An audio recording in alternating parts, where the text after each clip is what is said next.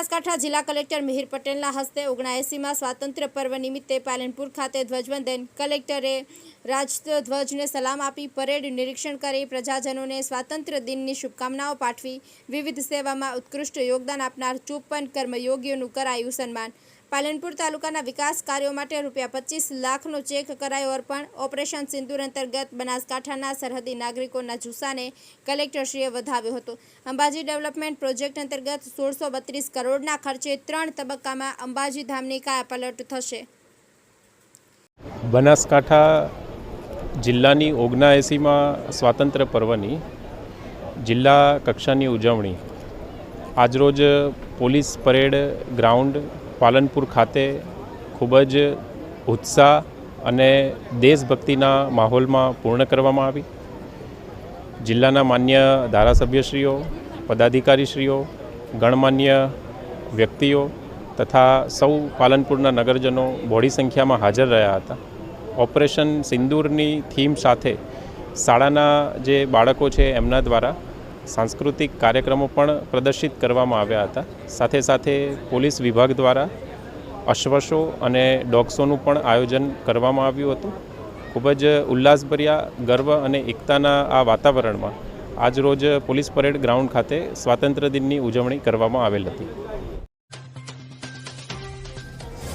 બનાસકાંઠામાં સુઈગામ પાસે આવેલા નડાબેટ બોર્ડર પર બીએસએફના હેડ આઈપીએસ અભિષેક પાઠકે ધ્વજવંદન કર્યું હતું. આજે નડાબેટ બોર્ડર પર બીએસએફના જવાનો સાથે ગુજરાતભરમાંથી લોકો સ્વતંત્ર પર્વની ઉજવણીમાં સામેલ થયા હતા. ધ્વજવંદન બાદ બાઇક રેલી યોજાઈ હતી. વર્ષ 1965 અને 1971માં ભારતે પાકિસ્તાનને આ જ બોર્ડર પર જબરદસ્ત શિકસ્ત આપી હતી.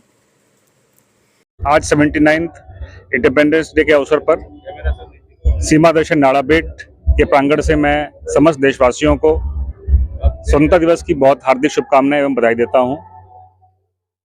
आज प्रातः माननीय प्रधानमंत्री जी के द्वारा भी देश को आत्मनिर्भर बनाने के लिए 2047 तक विकसित राष्ट्र बनाने के लिए सभी वर्गों से आह्वान किया गया. तो हम सभी भी ये प्रण करते हैं कि जिस भी फील्ड में हम काम कर रहे हैं अपना सबसे अच्छा योगदान देंगे देश को समृद्ध करने में, देश को विकसित बनाने में, देश को आत्मनिर्भर बनाने में. आज का हमारा स्वतंत्रता दिवस इसलिए भी महत्वपूर्ण है कि ऑपरेशन सिंदूर के पश्चात हमारा ये पहला स्वतंत्रता दिवस है. पूरे भारत पाकिस्तान सीमा पर ऑपरेशन सिंदूर के दौरान हमारे सुरक्षा बलों के द्वारा, बीएसएफ के द्वारा अभूतपूर्व शौर्य का प्रदर्शन किया गया, जिससे कि हमारे दुश्मन के नापाक इरादे कहीं पर भी सफल नहीं हो सके. कल 14 अगस्त को बीएसएफ के वीर सीमा प्रहरियों के लिए ऑपरेशन सिंदूर में उनके योगदान के लिए 2 वीर चक्र, 16 वीरता पदक प्रदान किए गए. हम सभी को इन वीरतापूर्ण कृत्यों के लिए गर्व का एहसास है.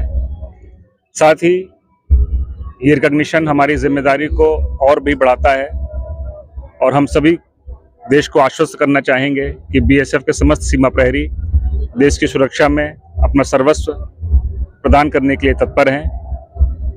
पुनः आज नाड़ाबेट सीमा दर्शन प्रांगण से मैं समस्त देशवासियों को स्वतंत्रता दिवस की बहुत हार्दिक बधाई, शुभकामनाएं देता हूं.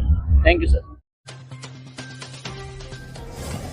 અંબાજી ખાતે ભવ્ય તિરંગા યાત્રાનું આયોજન. ડીજેના તાલે ગ્રામજનોએ દેશભક્તિના ગીતો સાથે નીકાળી યાત્રા. ભારત માતા કી જયના ગુંજ્યા નારાઓ. આજે શક્તિપીઠ અંબાજી ખાતે ભવ્ય તિરંગા યાત્રાનું આયોજન કરવામાં આવ્યું હતું. ગ્રામજનોએ મોટી સંખ્યામાં હાથમાં રાષ્ટ્રધ્વજ સાથે યાત્રામાં ભાગ લીધો. ડીજેના સૂરો સાથે નીકળેલી આ યાત્રા સમગ્ર અંબાજી ગામમાં ફરી હતી. 15મી ઓગસ્ટની ઉજવણી અંતર્ગત ગુજરાતના અનેક જિલ્લા અને તાલુકાઓમાં આવી તિરંગા યાત્રાનું આયોજન કરવામાં આવી રહ્યું છે. દેશભરમાં દેશભક્તિનો માહોલ જોવા મળી રહ્યો છે. દાંતા તાલુકાનો મોટા ભાગનો વિસ્તાર પહાડી અને ઢોળાવાળો છે. આ કારણે અહીં વારંવાર અકસ્માતો સર્જાય છે. અંબાજી આબરોડ માર્ગ પર પણ અનેક વળાંકો અને ઢાળ હોવાથી અકસ્માતનું પ્રમાણ વધારે છે. ટ્રકમાં સવાર 2 વ્યક્તિઓનો આ બાદ બચાવ થયો છે. ઘાટી વિસ્તારમાં વારંવાર થતા ટ્રક અકસ્માતોને ધ્યાનમાં રાખીને સ્થાનિકો દ્વારા માર્ગ પહોળો કરવાની માંગણી ઉઠી રહી છે. પાટણ શહેરમાં શ્રાવણ વદ સાતમે શીતળા સાતમની ભક્તિભાવપૂર્વક ઉજવણી કરવામાં આવી.